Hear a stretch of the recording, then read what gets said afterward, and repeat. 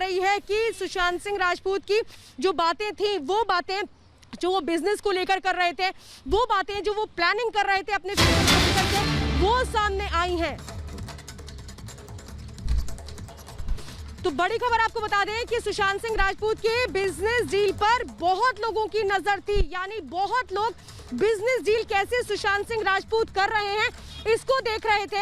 ये इस वक्त बड़ी खबर और बड़ा खुलासा रिपब्लिक भारत करने जा रहा है, क्योंकि देखिए किस तरह से वो लोग इन्वॉल्व थे, इस पर ही देखिए अगली रिपोर्ट। सुशांत के बिजनेस डील पर किसकी नजर? कौन कर रहा था बातें रिकॉर्ड? रिकॉर्ड करने का क्या था मकसद? सुशांत सिंह के चारों तरफ एक गैंग हावी था। सुशांत की हर हरकत पर उनकी नजर थी। हर डील पर वो टकटकी लगाकर रखते थे। यहां तक कि सुशांत की सबसे बड़ी बिजनेस बैठक की बातें रिकॉर्ड होती थी। ऐसा ही एक वीडियो रिपब्लिक भारत के हाथ लगा है, जिसमें सुशांत के बिजनेस मैनेजर्स के साथ 35 मिनट 42 सेकंड की बात रिकॉर्ड की गई है, जिसमें अलग अलग तरह के बिजनेस की बातें की गई हैं, जैसे ट्रस्ट पर पैसा इन्वेस्ट करना और भी दूसरी तरह की डील। सुनाते हैं एक हिस्सा। एसेट्स दैट उसके लिए तो हमने ट्रस्ट क्रिएट किया है, correct? So let's say I am the settler, for example I bring in x amount of say money or property or whatever into the trust, okay?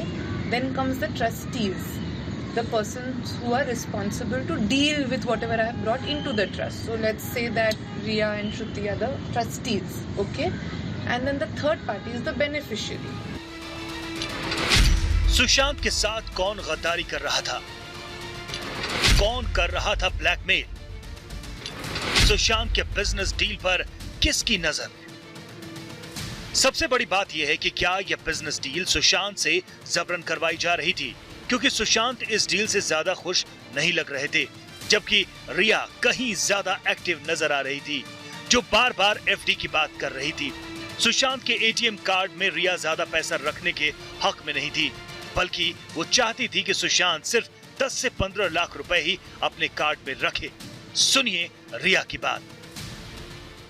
For example, tomorrow I am not there, or Shruti is not there, or Miranda is not there, and there are newer people who are just there. If someone gets his card, so firstly, the first thing I told them is to start making everything in FDs, which is why they must have called you frantically. As they just put all his money in FDs, so in the card there should not be more than 10-15 lakhs at any given point. रिया ने क्यों की थी ना होने की बात? सुशांत के पैसों का क्यों एफडी चाहती थी रिया? आखिर रिया की क्या थी प्लानिंग? एक तरफ ट्रस्ट की बात हो रही थी, जिसमें रिया को ट्रस्टी बनाने की बात हो रही थी, तो दूसरी ओर रिया सारे पैसों का एफडी चाहती थी। बिजनेस मैनेजर से सारी डील अपने हक में चाहती थी।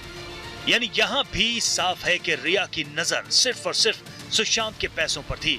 सुशांत के पैसों पर वो फुल कंट्रोल चाहती थी, ताकि उस पर किसी की सीधी नजर न रहे। पर इससे भी बड़ा सवाल है कि इस पूरी बिजनेस मीटिंग की बातें रिकॉर्ड क्यों हो रही थी? क्या वो रिया ही कर रही थी, या फिर रिया के इशारे पर ऐसा हो रहा था? Bureau report, Republic Bharat. तो जस्टिस फॉर सुशांत